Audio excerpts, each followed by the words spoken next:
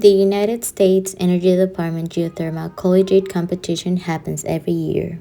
Teams around the US participate in order to show their engineering solutions to renewable energy problems currently happening in the US. This is how SunTerra team was created. We are a group of 7 students belonging to the University of Oklahoma. Our captain, Alex McSheridan, Jose Aramendis, Gabriel Beltran, Elvin Alaf-Berdiev, Jorge Álvarez, Eduardo Pava, and Isabela Osorio. Now that you know us, let me welcome you to Pawnee. Pawnee is a city located in the state of Oklahoma, United States. It was named for the Pawnee tribe, and the population of Pawnee is around 1,944 according to 2024 census. Pawnee is 113 miles away from Norman, Oklahoma, where our team mainly resides.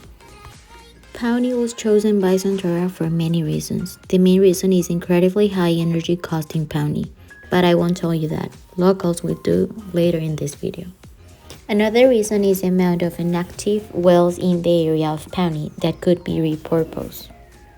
Direct users that could benefit from our project being executed are Pawnee's greenhouse.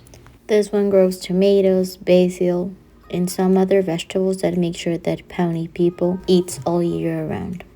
The second building that could benefit from our project being executed is the Wellness Center, which has the preschool inside as well, the Room Chief Event Center, and finally Pawnee's Kids Learning Center.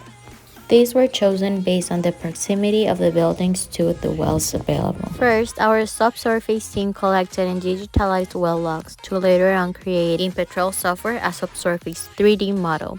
This helped us identifying the average permeability of Wilcox Formation, which is around 73.8 millidarcies, and an average porosity of 11%. After this was done, CMG stars was used to simulate and identify the enthalpy potential of the reservoir area required to make sure it will fulfill Pawnee's energetic requirements. Based on the results, we were able to make decisions in surface. The integration of geothermal and solar energy seen in this figure aims to take advantage of the high irradiation in Pawnee, which will compensate the moderate to low Oklahoma's geothermal gradient. This will improve the efficiency of our RT system. During winter, the process starts with water production from PT-132 well to a heat exchanger working fluid. This will transfer the heat to a pump that will heat up the buildings. The water will be cooler as it will have most of its heat extracted in the heat exchanger. This one will be divided into in different proportions. One will be injected in water injection well, and the other one will go to the solar panel to be heated and then re-injected in IR33.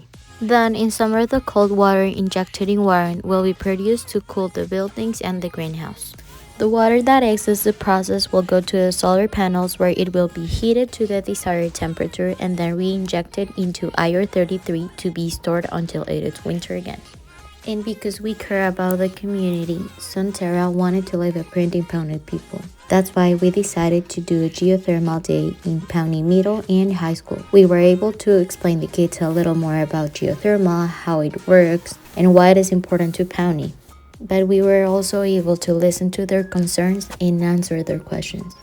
And then we were able to start one of the most important aspects of our project, the interviews, the people. My name is George Canujo, Vice President for the Pawnee Nation.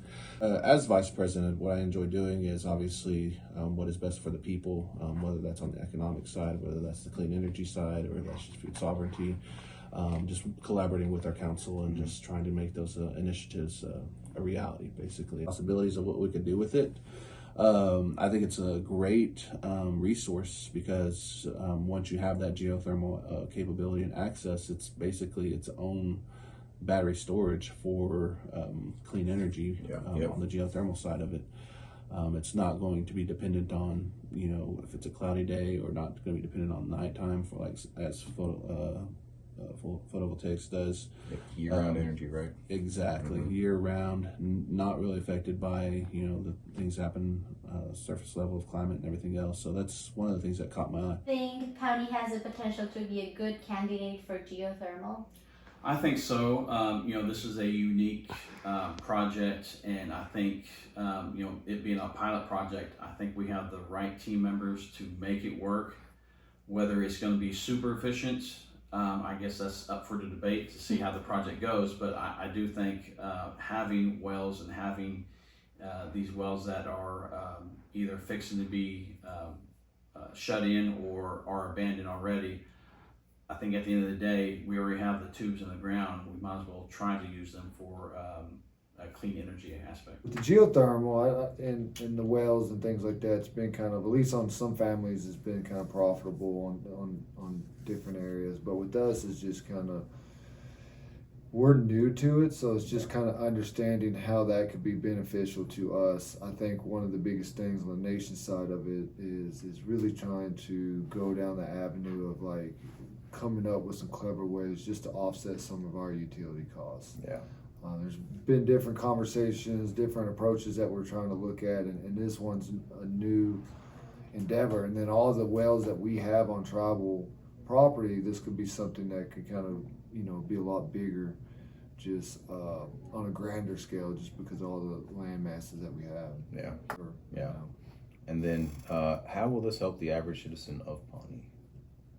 I mean, just lowering their utility bills. Mm-hmm. I mean, I think that puts more food on the table. That helps, them having a little bit more funding to do certain things with their families, or just take care of the necessary items that they need.